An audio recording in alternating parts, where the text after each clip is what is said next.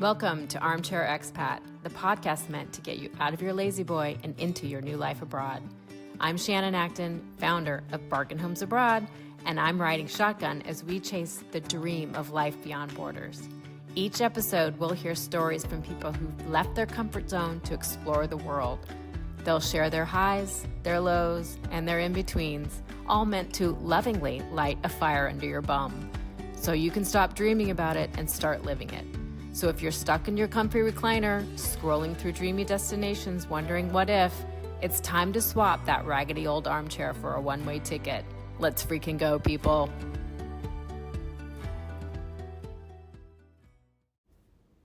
Today's guest is someone who understands reinvention on a level most people never dare to imagine. Jennifer Sontag is a serial entrepreneur, expat, and the founder of ViaMonde, a bespoke agency that helps people navigate the complex process of moving abroad to Spain or Italy.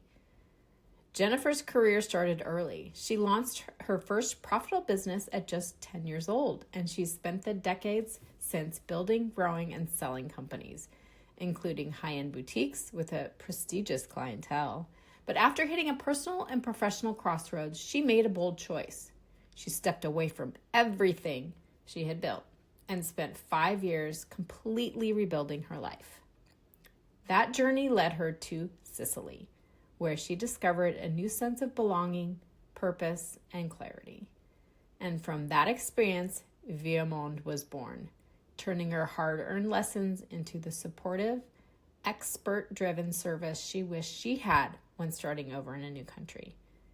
In this conversation, Jennifer and I talk about the courage it takes to walk away from a life that no longer fits, what really happens behind the scenes of an international relocation, and why moving abroad can be the most liberating decision you ever make. Here we go. But first, a word from MoneyCorp, this week's sponsor.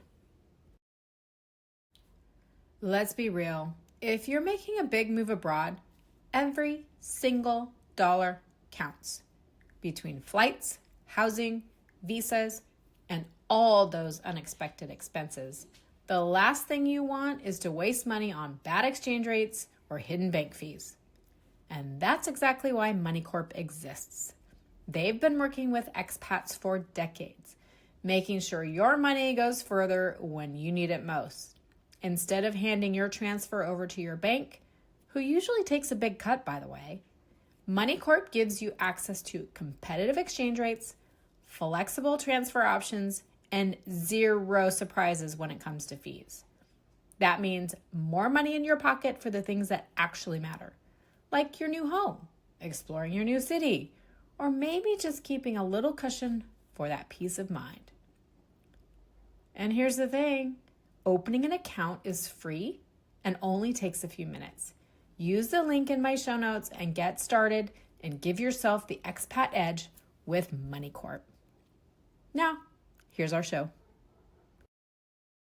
Hello, Jennifer. Welcome to the Armchair Expat Podcast. Hi, Shannon. Thank you for inviting me today. I'm so excited to talk to you. And why don't we just start with where you're from and a little bit about your background? Sure. So I'm originally from St. Louis. I currently live in Sicily, Italy, but my path to Sicily was a little bit strange. So after about 45 years in the US between several cities in the Midwest, I decided my children had grown and they were launched. I was going through a divorce and I wanted to see what was next for me. And I had always wanted to travel and move abroad, but as an entrepreneur, as a single parent, that wasn't a possibility. So the first big thing I did was move to Shanghai, China in 2017. And we all know what happened in January of 2017. And that was the straw that broke the camel's back. And so by August, I was on a plane and headed to Shanghai, where I lived for about 3 years, fell in love with a Spaniard, because where else do you meet a nice Spanish man but in Shanghai, China? We moved from there to Barcelona. And from Barcelona, I headed to Italy. It was supposed to be temporary so I could acquire my Italian citizenship, but it really, I got to Sicily and this is where I needed to be. and there was no going back. So we went long distance for a while. And now we are headed back to split our time between Italy and Rome. It's fascinating. So, what made you choose Shanghai? So my world was pretty upside down. I had only been married for a few years when I had went through this divorce, but it was devastating. This was a little bit of a midlife marriage. My kids were in high school when I got married, and I thought, okay, this is the one, right? I'm mid-30s. I had been single for a long time because I had my children very, very young. And I thought this is the one. But after a miscarriage and some medical mishaps, I landed in just this terrible depression. And crawling out of it was not happening in the US. I moved back from Cleveland to St. Louis and just couldn't quite get my bearings. At that point, I had been a non-traditional student. So I had left entrepreneurship and went back to school and collected a whole lot of degrees all the way up to my PhD, from my bachelor's to my PhD in about 6 years. But I found that I was now overeducated, but experienced in the wrong market. And I thought, I'm tired. I'm tired of fighting this. And I know there's so much more. I had traveled years and years earlier to China with work. So I was a little bit familiar with it. I always enjoyed it, but I was watching YouTube videos and people were talking about teaching English in China. And I thought, you know what? My daughter had just graduated with her bachelor's. My son had just gotten married. And why not take a gap year? I had never had that experience. I never had that traditional college experience, that gap year experience for 1 year. What the heck? I could do something for 1 year. And let's see what happens. So I landed in Shanghai with the worst job ever. They brought me in illegally.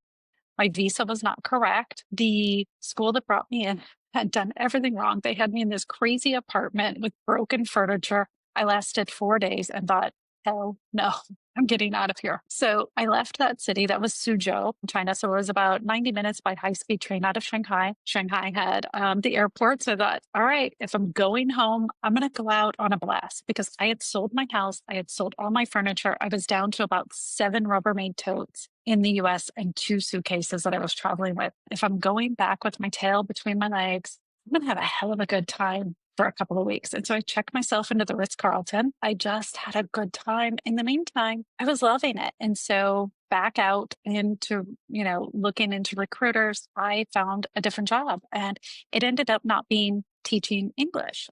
So I went from, the original plan was I would teach English for about $14,000 per year with a free apartment. And this is coming from a previous 6-figure salary, because I was that desperate for something different. I ended up landing a position at an international school teaching business, entrepreneurship, and economics. And it was fantastic. The school provided me a very good living wage, more than a US teacher would make. My daughter was a teacher, and the school district that she worked in, I was on the scale for 10 years of experience with a PhD on year one. Plus I had an apartment, plus I had all the huge tax incentives. So it was great. And I just fell in love with it. I met a lot of other women like me who were 40s, 50s, who had went through life changes for one reason or another, and just decided they wanted something different. It gave us access to Asia. Traveling was great. And so I ended up staying for 3 years. Had it not been for COVID, I probably would have stayed longer. But 1 year in China of COVID, I was there for all of 2020, just after brain surgery. I thought, Guillermo and I looked at each other and went, we can't do this anymore. We need to go. It didn't seem sustainable. We needed to see family. It had been a long time since we had seen family. And you had brain surgery in China? Yeah, that was crazy. So I actually had brain surgery back in the US, but I had a slip and fall in China. I had a slip and fall. I bumped my head, fractured my skull, but tore the dura membrane on my head. And that's kind of, to explain it simply, is you have a skull, you have a little balloon, you have a lot of jelly, and then you have a brain. Well, that balloon burst. And so I was leaking cerebral spinal fluid. And so every day smelled like somebody was epoxying my apartment and pouring liquid out of my face, out of my ears, out of my nose, because it was right at my sinuses. So I spent some time going to a number of different Chinese hospitals, and the only hospital that we really felt was qualified to deal with my injury was the military hospital. I've never experienced a military hospital, and a Chinese military hospital was not the first thing I wanted to experience, because they equated my injury to a blast injury. something you would get in combat from a simple slip, just a really quick little slip, caused all this problem. So my parents arranged for me to fly back to the US and get a repair there. That was December 25th of 2019. Had brain surgery on January 15th of 2020.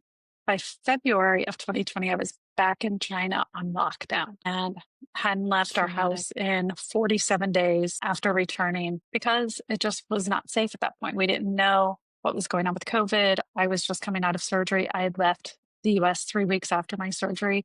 My doctors didn't recommend that, but they understood my situation and the predicament of I didn't want to lose my job. My apartment was there, all of my belongings, because remember, I have 2 suitcases of belongings.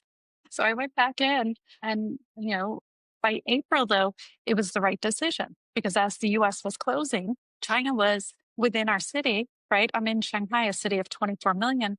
We were back open. We had to wear masks, but we had 2 QR codes to scan in and do contact tracing and felt very safe. I was back in the classroom by early May. We were at brunch late April and life was pretty normal, but it was surreal.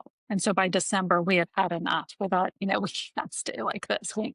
We need to see family. Guillermo wanted to see his family. I wanted to see my family. My son and his wife were now expecting. I was going to miss my first grandchild being born. So it was time to go. And so what did you do from there, from China? At that point, Guillermo being Spanish, he could not enter the US. I was American only at that point. I could not enter Europe. So he was wonderful. Arranged with the Spanish consulate that we were a couple, we were a partnership, and they made the arrangements for me to be able to enter Spain with a nice letter from the Spanish consulate saying, look, this is this man's partner. We can't split up families. She needs to get through. The German authorities, when we landed in Germany off the Lufthansa flight, they were so confused. What the heck is going on? You have an American coming from China with a Spanish. We made it through though.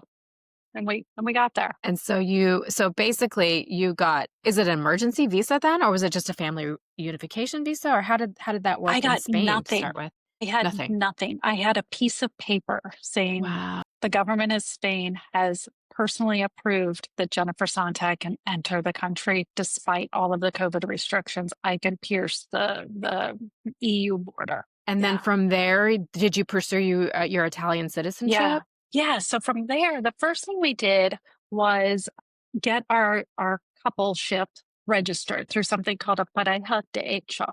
Now, Guillermo is a Spanish attorney, so this is really helpful. And he is a part of our business now because it's always handy to have an attorney in the family. So we registered as a legal couple in Spain called Pareja de Hecho. Now, that gave me all of the rights of being in the EU, no need for a visa that stops my clock. I could be anywhere in the EU as long as we are registered together.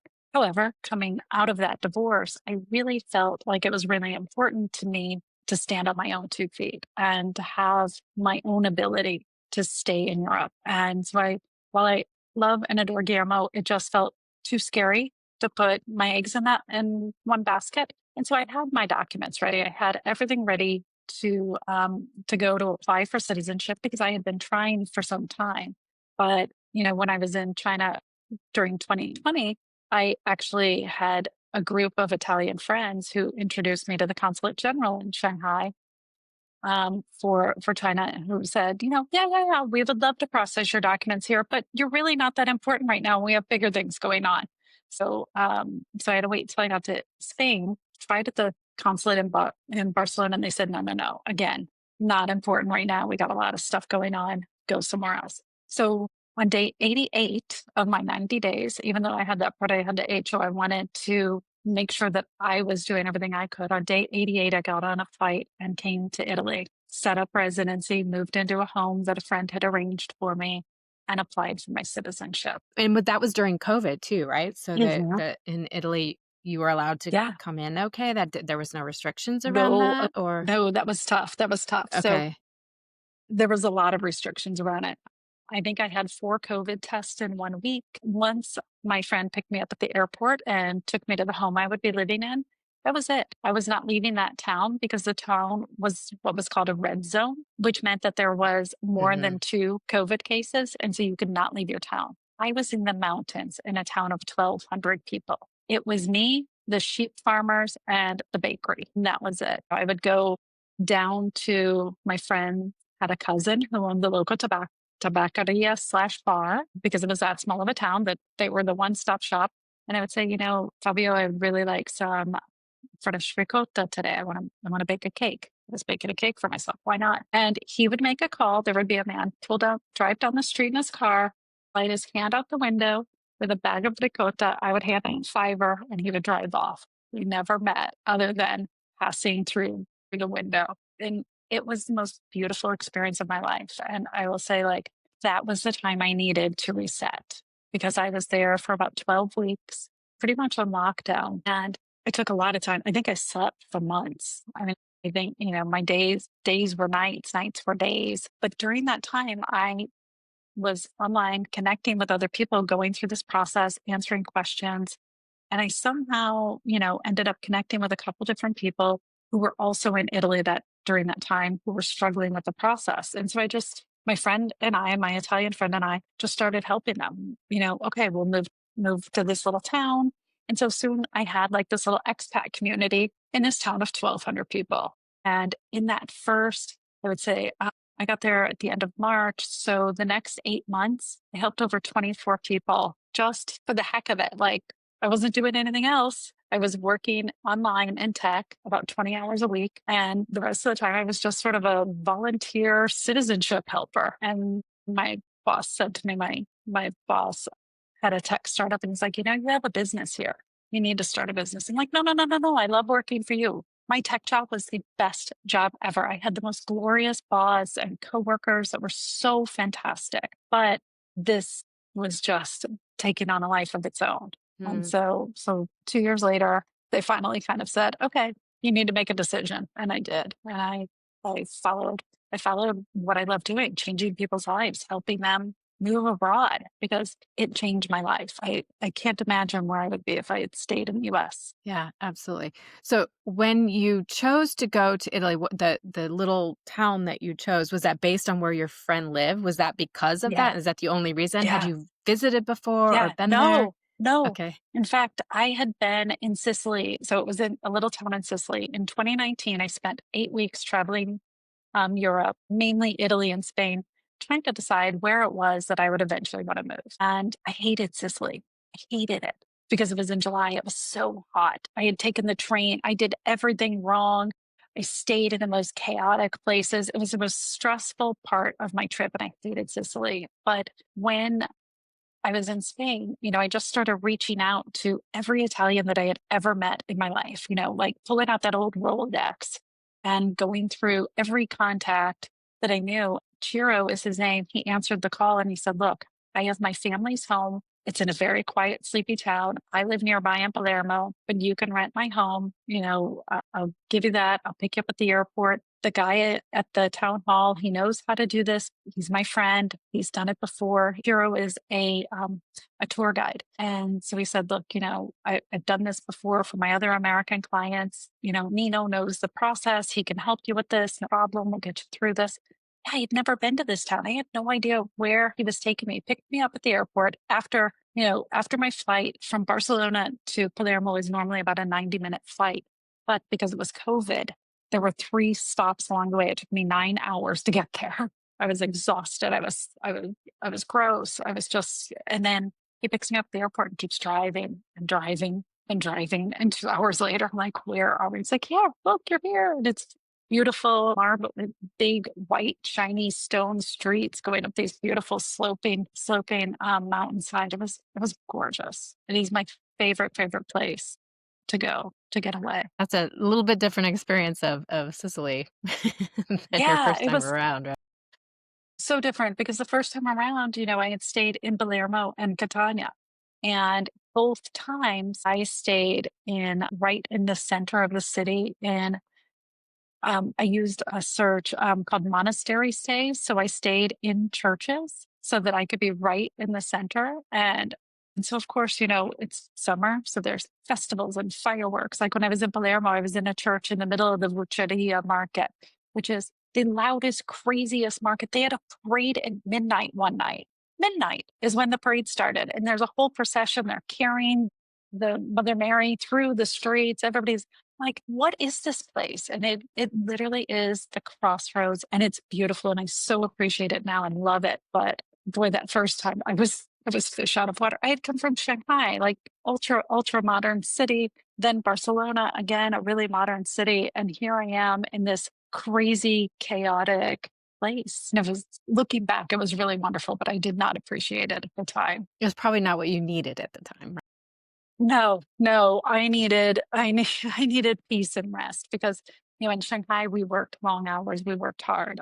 I worked 8 months out of the year. I had 4 months of vacation, but it was very broken up. But our work hours were 12, 13, 14-hour days, 1 hour commute each way because international schools tend to be really far outside of the city. And I lived in the cities. Every day it was a bike ride or a big walk to the high-speed train, back on a bike, sometimes a bus, it was a lot. And so I really needed that break. But looking back, like I said, I mean, I wish I would have appreciated it. Luckily, I took 1,000 pictures. So now I can look back and go, oh yeah, that really was cool. Yeah. And so you said when you moved to Italy, you were working part-time for a tech company. Was that an American-based company, or how did that work? Okay. Yeah, so it was an Fully American-based remote. fully remote, American-based company. And actually, it was from one of the people that I helped get their citizenship. He was working for a tech company, and one day we were just kind of walking around. We were looking at horses. He had 2 children and his wife there. And, we're in a rural town. So we're just walking around talking. He's like, what do you do with your life? And we were talking about, he worked in Salesforce. I'm like, oh, I know Salesforce from right before I left the US. I was managing a nonprofit. And we had implemented Salesforce. I said, I know Salesforce and this and that. And so we were just talking, and he said, my boss needs somebody that has kind of a diverse skill set. And so what I did is I went in to help them, I guess, set up their operations department. They were a 7-year-old company, rapidly growing, and they didn't have, HR, finance, there were 3 founders, and they were all still working in marketing and sales, trying to manage the finances, trying to manage the HR, trying to manage all of the contracts and the books and things like that. And so I kind of just got in there as a fellow entrepreneur and looked and said, okay, here's how we untangle this mess and set up. And then when I left, they brought in somebody to manage each one of those different business units because they were growing, and it was a great company. Shout out to Savitra. If he watches this, I mean, he was just the best boss I have ever worked for, and learned so much from that experience. Let's talk a little bit about the difference between, you spent some time in Spain with your partner Guillermo, and then you went to Italy and had that kind of more isolated rural existence. How were those juxtaposed to each other, and how were they different, and how were they similar? Oh gosh. So how are they similar is probably the shorter answer. How are they similar? Amazing food, culture, and the people. All delicious and beautiful in both places. How are they different? Worlds apart. Spain is modern. Spain has, incredible access to the rest of the world, but also within Spain, one of the largest high-speed train networks in the world. Spain, to me, is a very modern country. Big, nice, open roadways, so you can get between the cities. Architecture is gorgeous, especially in Barcelona. It's clean. It's just, you have everything at your fingertips there. Juxtaposing that to Sicily, where I live and where I lived during this process, it's authentic Italy. This is the Italy that, for many of us, our ancestors left. This is the Italy that we think of when we watch different movies, that La Dolce Vita lifestyle. Sicily is that authentic Italy. I love Florence. That was 10 years ago. That was my plan. It's Florence, it's Tuscany. I love it. But after being in Sicily, this is authentic, real Italy. Spain's a lot easier to live in. Spain, things are organized. The bureaucracy is a lot more straightforward. It's a lot easier. Italy, it is relationship dependent. It depends on who you're talking to on that day. One day that official in the government office is going to be really helpful. The next day, they're busy painting their house and their son has a wedding, and so they don't want to bother with you. That is an actual real antidote. We were told, come back. My house is being painted. My son is getting married. I don't have time for this. And that mirrored my experience with the Italian consulate. And Guillermo's experience with the Spanish consulate. Spain, Mm-hmm. there's procedures, there's rules, they follow them. Italy, it's every man for themselves. Make it up as you go. You have a lot of bureaucratic discretion. And that comes through in everything you do, especially as an expat, especially as an immigrant, which, I consider myself more of an immigrant than an expat because now I live here. When I was in China, I was an expat. That was not my forever home. Mm-hmm. Mm-hmm. So then why Italy? With all of its challenges, what has really drawn you there? It's the place where I feel safest. Mm. It's where I feel most comfortable. I literally, talking about it, I have goosebumps. Can't explain it. I will tell you, half of my day I'm walking around muttering to myself, this effing place, but I love it. Can't imagine, and this is why we're buying a house in Spain. I can't imagine living in Spain full time. The first thing I do in the mornings when I'm getting on the plane is I go down, and about 5 minutes for me is the sea, and I take a long walk along the Lungomare, and I stop at my bar, and I get my coffee, and I sit out there, and I just say goodbye to my city, and I say goodbye to my place, and I'll be back. And I repeat that as soon as I get home. It's just my home, and it. I think part of that pool is because I live in the town that my ancestors came from. I think there's something historical in me. My body knows. Yeah. But this is the place that my Italian language when I came was non-existent, and I muttered through with Google Translate and a lot of hand gestures. The people are just wonderful, and I can't imagine being anywhere else. Spain, I go to for the modern world. And this is what I always tell Guillermo is, okay, I can split my time here because sometimes it's nice to get out of antique land and the old world. And I love Spain too. I But think they're that's very so different. beautiful. And I was wondering if that was kind of where your roots were in Sicily specifically, and kind of that intangible connection that you just, when you go a place, you just feel it, right? You just like, wow, okay, I have a connection to this and I can't explain it, but obviously having your heritage there and your ancestors walked that same land as you must be really, really powerful. Yeah. Yeah. I can't even explain it, right? I was born in Chicago. I lived most of my life in St. Louis. I go back to St. Louis. I don't have the same feel, Mm-hmm. and I don't know if that is because, in St. Louis, I had lived in my mother fancied herself as a general contractor. And so we moved over 40 times living in St. Louis. So I don't know if that's more of like my gypsy land kind of, Yeah. traipsing around, but there's things that are comfortable and familiar, but it doesn't feel like me. This, even being an outsider, even still, learning the language, even still learning the local customs, this is the place. Yeah, it is. It's intangible. Mm-hmm. And so let's walk through, you mentioned it a few times. Let's walk through, as you're there and you're working part-time for the tech company, you start helping people that you meet online to make this move, and that develops into a business. So let's talk a little bit about the trajectory of that. Yeah. So, this was, I had been an entrepreneur since I was probably about 10 years old. My first business was a babysitting business and a car wash business with my best friend. We're still besties today. And at 19, I opened my first official tax paying business. And so, being an entrepreneur is hard. And being an entrepreneur prior to the internet was harder because you had to be in a physical location. You had to be available in a spot every day. I owned women's clothing boutiques and baby clothing boutiques, and you had to be somewhere all the time, right? And I'm off the charts ADHD, so I don't sit still, and so that was always really hard for me. And my professional life became my personal life, and they were so interconnected. And so one of the things that I made a promise to myself when I left for Shanghai is I would never own another business. I will never do that again. I will always work for somebody. I just want to clock in and clock out. I don't want to be up nights thinking about this. I want to have a vacation. I can't do it anymore. I'm getting too old for this stuff. And so here I am, right? So, how did it happen? It happened because when I went back to school as that non-traditional student, I got degrees in social work and social and behavioral sciences. I wanted to help people. I wanted to help people change their life. And I bring that to where I was changing my life. And I thought, this is really impactful, right?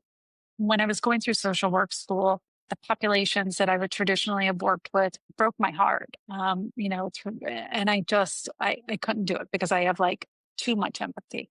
And so this was just the perfect thing because I could help people change their lives. It was something I was really good at. I knew how to do it because I had been through the process and I had made the right connections. Because again, Italy is all about those connections. And I knew Chiro, who introduced me to this person, who introduced me to that person, and like one thing led to another. Um, and suddenly I had this crazy business again. Now the problem is, of course, scope creep. It's my personal life again. I just when we've talked, I took a 1 month workcation. We went through northern Italy, southern France, the south of Spain. Not one day did I get a chance to step onto the beach because I was working 12-hour days, but I was working them from our balcony overlooking the pool. I was working them from poolside, which was fantastic. So I think, I've got a better balance, but I'm not quite there yet. I know that feeling very well. It's always on, right? You're just always on, no matter what. It's As much as you yeah. want to check out, there's no checking out, really. No, there's no checking out. But I think, this is the thing, right? I see all the posts, create a life that you don't need to take a vacation from. And that's exactly what I did. I don't, of course, I'm taking a week. I'm going to Portugal with my daughter and a couple of girlfriends. We're going to take a hard stop and do a 1 week break. But I love what I do. I love my Mhm. clients. I love my commune workers, the ladies that help my clients get through these processes. We've got fantastic partners. We just came from Reggio Calabria last week, where we were there for a court case with some of our attorneys. And then, we turned it into a long weekend so that we can enjoy it. I like my work. I don't feel like, I have to take a break anymore from it. And now that I don't have a physical store, a physical place where I have to post at hours, I can work the hours that work for me. Mhm. So, my days could be totally different than they used to be. Let's talk about your clients. What types of clients do you work with? Is it only Italian heritage and citizenship path? Is it anyone who wants to move to Italy? Let's talk a little bit about who you serve and how Yeah. you help people. So, I originally started off in citizenship because that was the pathway that I took. And citizenship has provided me with the opportunity to hire several of my former clients. So I now have a staff of 8 people. Every single one of my staff has been through our process. They were clients in one form or another throughout their process, and they came with these really great skill sets, right? Into something that none of us had necessarily done before, but so many great transferable skills. And they just, again, loving what they do. We're connected to our clients because we were there. So who are our clients? They range. I would say prior to November of last year, our clients tended to kind of fall into 2 buckets. It was the people that were digital nomads who had Italian citizenship and wanted a pathway to Europe. And it was the people on the other side that were closer to retirement. Maybe they were fire, maybe they were lean fires or chubby fires or early pensioners who were looking for that next stage of life. And so they were looking at Italian citizenship to move to Italy or to move to another EU country because it gives you that pathway to 27 different countries. November hit, January hit. Our clients are everywhere in between now. It's, we've always had a family here or there. Now we have a lot of families. We're getting a lot of young families, late 20s, early 30s, 40s. My focus has really always been on connecting with women at that pivotal point in their life. They're empty nesting, they're going through menopause, they're looking at their life going, this is not my life. This is not where I thought I would be. This is not the person I thought I would be with. My children are grown, thinking about this isn't the job I want anymore. Parents are we're that sandwich generation, that Gen X. And so that I would say, my Gen X females are a big portion of my business, but now it's everybody in between. And now it's more people that are thinking, I want to emigrate versus expat. Mhm. That's been the biggest change. Every phone call starts with, a conversation about what prompted this call today. Why did you book the call today? Our clients are not running away from something. They're not running from the US. they've been thinking this is going to be their journey at some point in their life. And Yes. so now we're not only dealing with citizenship in Italy, but as I mentioned, my partner, my pareja, Guillermo, is a Spanish attorney. So this is part of the reason they were buying in Spain, not just to support or to be there for support for his aging parents, but because Spain has good pathways. And so visas, people are buying homes. We have a real estate division, a property search division, as well as visas, because if you're going to buy a home, you need a legal pathway to live there. In Italy, it's the same thing. We have a wonderful, wonderful team in Italy that helps people find their homes. We have our real estate attorneys to help them get through that process, because boy, buying in Italy, it's a nightmare. And I would not recommend anybody try to do that on your own from abroad. These, €1 houses and stuff are great, but a €1 house is not €1 by the time you're done, right? If you want to do it right, because you have all these crazy challenges in Italy. I've never seen property deeds the way property ownership transfers. And so it's visas, it's citizenship, it's property searches, and soon we'll be launching our Roots Tourism division. And Roots Tourism, I'm really, really excited about, because Roots Tourism to me is where I started. When I came in 2019 and spent all that time in Italy, I was coming back to find my ancestral roots. I wanted to visit Terracini, the town that I live in. I wanted to go to the library and see the documents that my great-grandparents had signed. I wanted to see the house. And so our Roots Tourism is helping people come back and rediscover those old roots and learn about their family. But it's also very much on the other end of, where are you going to plant your new roots? Where is the next step in your life? And so that's something I'm super excited about. That's such a passion project for me, is to help people find, where are their new roots? Is it going to be Spain? Is it going to be Italy, Portugal? We're working with a wonderful partner in Portugal, because we have so much interest in Portuguese culture, and Portugal is a country. They have some really fantastic programs. Yeah. I want to go back to something that you've mentioned a few times, and I can completely relate with that, is women of a certain age and transitioning in life. And that's kind of your journey in that time of your life. And so many of us are looking at, there's got to be something better than this. What's our next phase now that we have empty nests and we want to do the next thing? What would you say to that particular audience about moving abroad? What are the unique challenges? What are the unique gifts? Yeah. So I think the unique challenges, right, is we are a sandwich generation. If we were young families, we now have children that are getting married and having grandchildren. And then for others, maybe they had children closer, late 30s, 40s. And so their children are getting ready to launch. They're getting ready to go off to university. And they're looking at things going, wait a second, little Johnny is going to be living at school and, 6 hours away. What am I doing here? But we also have aging parents on the other end. And so we're kind of caught in this middle of, we know there's more out there. We know there's those dreams that we set aside because we were doing the things that we were supposed to. We got married, we had the 2.5 kids, we have the minivan, but there's a lot more to life. And we know that. And I think, I'm in so many different groups, different online discussion groups and things like that. Women over 30, women over 40, women over 50 are on Reddit. Those are great subs that, I see day in, day out. Women are just asking themselves, like, what's next? I think the veil comes off. We don't care, right? Like, we're just, menopause has hit us. It's hit us hard. Our moms went through this.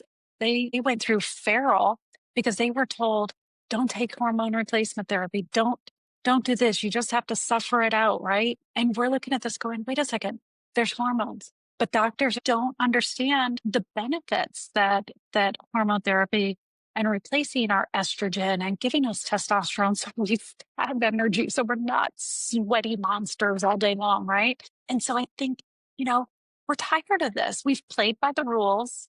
We've been there for the kids. We helicopter parented. We went to all the little league games, the soccer. My kids grew up at kind of that beginning of that over scheduled children.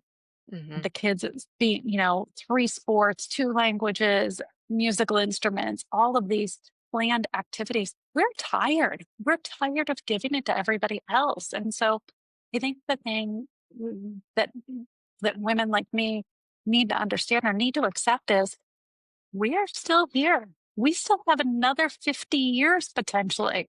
Because guess what? With medical advances, you put us on hormone therapy, you give us a little estrogen, you give us a little testosterone. Whew, we are ready to go another 50. And so we have a whole second half of our life. Make it your own, go back to those dreams, pull out those old books and, Eat, Pray, Love, and pull out those old movies that you love because you can actually have that. Yes, those are romanticized and they cut out the bureaucracy and they cut out the struggles. But guess what? I do that every day and I still have that beautiful part of my life. Bureaucracy is about this much of it. The struggles are about that much, but there's so much more. You've got 95% more. The other 23 hours out of the day can be absolutely fantastic. I help couples all the time and it renews their relationship because now they're in it together, right? They're both fish out of water.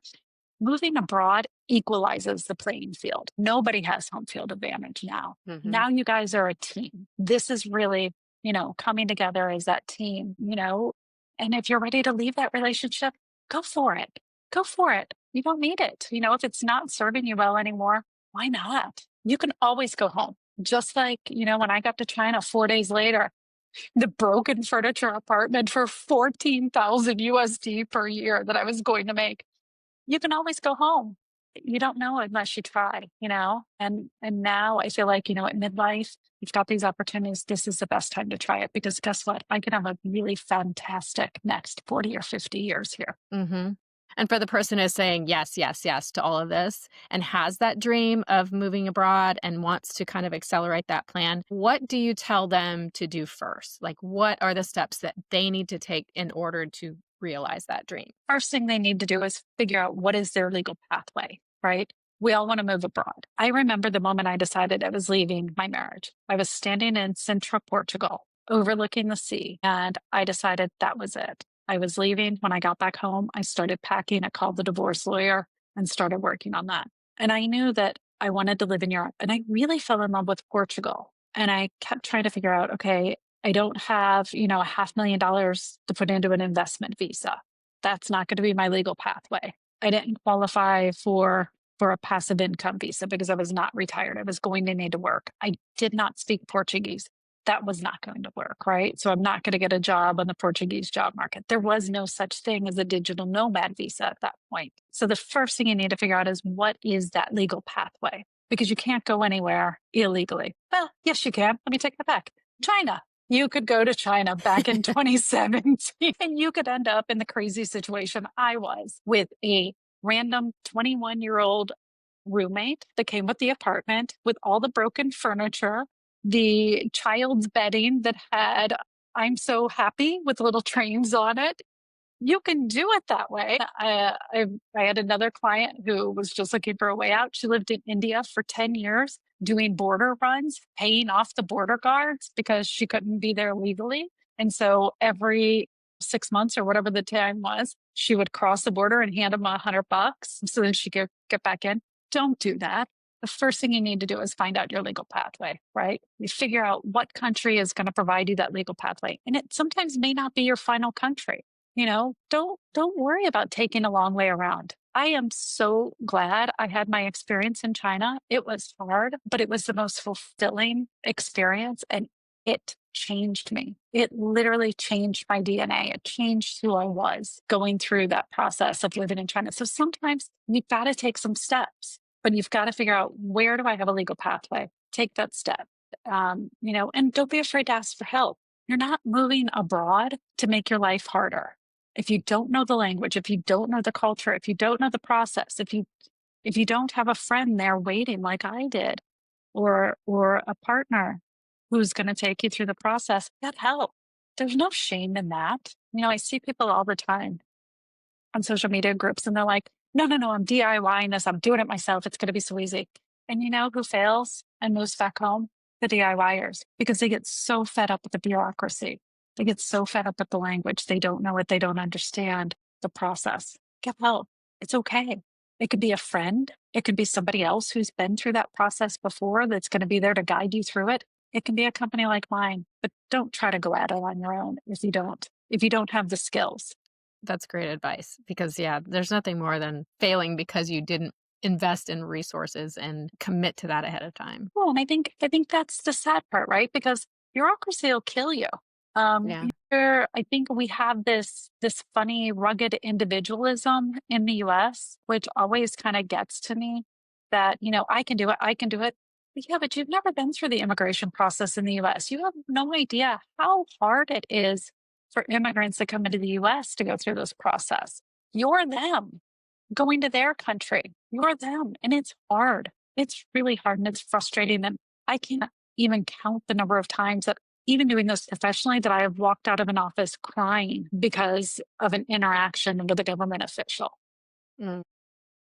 I'm a glutton for punishment, and this is what I do. Let somebody else do that for you. Let somebody else have those tears so you can focus on the dolce vita, so you can focus on having a siesta and a tapa in the afternoon. That's why you moved, not to fight the man, not to fight the system. Yeah. Get help. Like you mentioned that I was just listening to a podcast yesterday about our education system in America is set up all about individualism. You take your tests on your own, you do your homework on everything is no, you need to do it by yourself. That's why it's so hard for us to ask for help. We feel like we have to do everything ourselves. And it's changing that whole programming we've had since the time we were 3, 4, or 5 years old is really, really hard. And it's a scary step for a lot of people. It is. It is. But that's a great thing, now versus, where I was in 2016, 2017 when I was looking, because a lot of these groups were not as developed. And so there were very few pathways. Digital nomadism barely existed at that point, right? So there wasn't, hundreds of thousands of Americans or whatever the numbers are, out there all over the world going, this is how I did it, right? We were still basically operating on like the Lonely Planet hippie trail kind of with airplanes. We were a little more bougie, but it was still pretty analog, at that point, moving abroad. Now get support in different groups, but make sure that you know who you're asking, make sure you're asking the right questions. And this is why you need to, get the information right. Check those consulate websites. Find out what the legalities are of moving abroad, because there's so much bad advice out there. And so, Yes. you have and to misinformation also filter in through general. My goodness, I just saw a Instagram post from somebody who has recently started a company like mine, and they were giving tax advice for Spain. I'm looking at Guillermo as an attorney. I said, can you call our accountant and ask if this is correct? And he's like, yeah.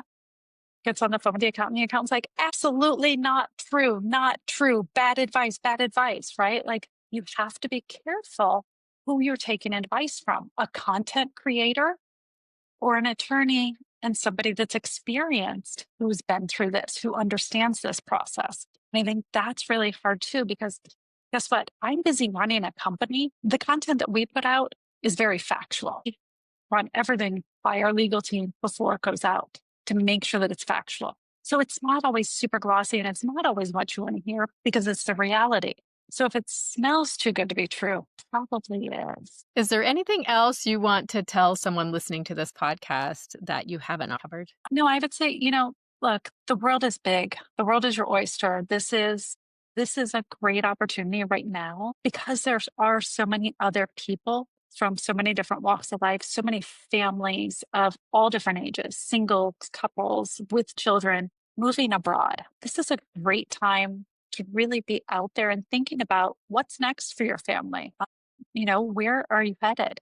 Because there's a lot of safety and security out there, from having access to great healthcare to safe foods, food that tastes delicious, no school shootings, none of this, angry rhetoric. I mean, I think just there's a big world out there, and there's a lot of people doing it who are there to help you and help support you along the way, emotionally, logistically. There's a lot of great resources out there. And so if you're thinking about it, I think, start exploring and listening here, right? Listening to your podcast, looking at the property that you offer. I mean, it's time to kind of turn those daydreams into reality. I love that. So thank you for sharing your incredible story. You have done so many things in so many different ways and just shown courage and fortitude. And I love that whole trajectory of your life. It's like this, journey. And it's all about, I feel like you've taken everything in stride and just one step in front of the other. Keep going from the little apartment with a 21-year-old roommate to, living in a very remote area in Sicily during COVID times. I mean,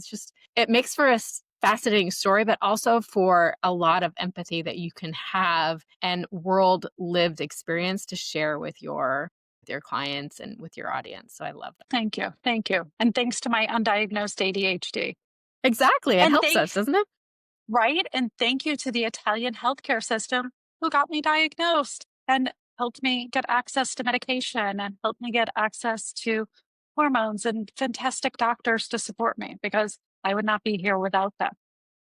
Another reason to really look at different countries for better healthcare, better cost of living, better quality of life, all of the above, right?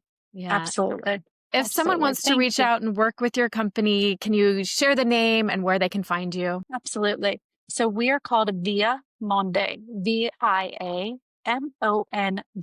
Via meaning way, monde meaning world in French. So we are the way to your world. So it's viamonde.eu. We are on all of the socials. Always make sure to put in the .eu. Otherwise, you're going to be taking yourself on a nice skiing trip. Beautiful, but a little different. And your branding is absolutely beautiful. It's so aesthetic. And I commend you, because I know you just recently went through a rebrand. So it's beautiful. I just want to say, love it very much. Beautiful. It's all my personal pictures. We use no stock photos. Those are just random things that I find beautiful and want to share. Great. Well, thank you so much for joining us. I know a lot of people are going to get a lot out of this. And I can't thank you enough. It's been a wonderful conversation. Thank you, Shannon, so much. And that's it for today's episode. Thanks for listening and spending some time with us. I hope you enjoyed the conversation. Make sure to follow the show and leave a review. It will really help others find us. And if you're dreaming about a life abroad or already living it, I'd love to hear from you. You can connect with me on Instagram at bargainhomesabroad or on our website, www.bargainhomesabroad.co. Until next time, keep exploring, keep dreaming, and I'll see you back in the armchair soon. Bye-bye.